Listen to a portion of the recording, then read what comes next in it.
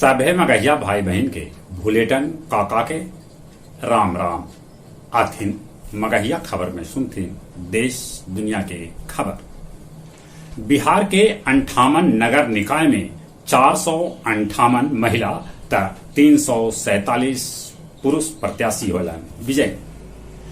पटना से रांची तक वंदे भारत ट्रेन के आज हुए ट्रायल। ये ट्रेन पटना से गया, कोडरमा, हजारीबाग, बरकाकाना होते रांची पहुंचा।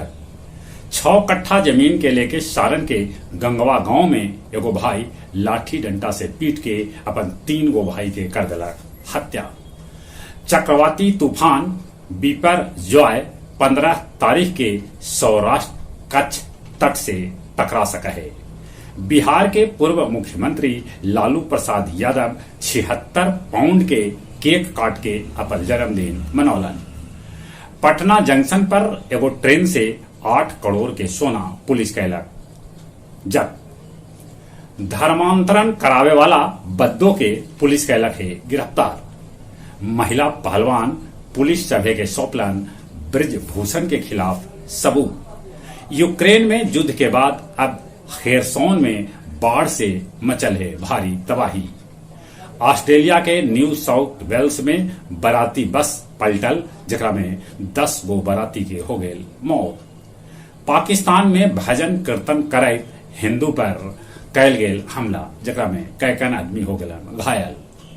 अमेरिका के पूर्व राष्ट्रपति ट्रंप अपना के बता रहलन है निर्दोष। गया जी के वार्ड संख्या 26 से मोहन श्रीवास्तव, वार्ड 15 से दीपक चंद्रवंशी ता बोध गया के 32 वार्ड से राम बली होलन विजय। CUSB के नैक में भेटायल A+ ग्रेड। मगध विश्वविद्यालय कैंपस में 100 बेड वाला गर्ल्स हॉस्टल के करावल जाए निर्माण। कल एतवार के 132 गो हज यात्री गया हवाई अड्डा से मक्का मदीना ले भरलन उड़ान। अब आप कुछ खेल के समाचार। जूनियर महिला हॉकी में भारत दक्षिण कोरिया के 2-1 से हरा के 31 बछर बाद जीतल एशिया कप। WTC फाइनल में ऑस्ट्रेलिया भारत के 209 रन से हरा के जीत हासिल करे। नोवाक जोकोविच रिकॉर्ड 23वां ग्रैंड स्लैम जीतलन। इंटर मिलान के हरा के मैनचेस्टर सिटी बनल चैंपियन मिलान के चैंपियन। अब जहां तक मौसम के सवाल है, बिहार में अगला 48 घंटा में पहुंच सका है मानसून। ऐसा मौसम विभाग अनुमान लगा है।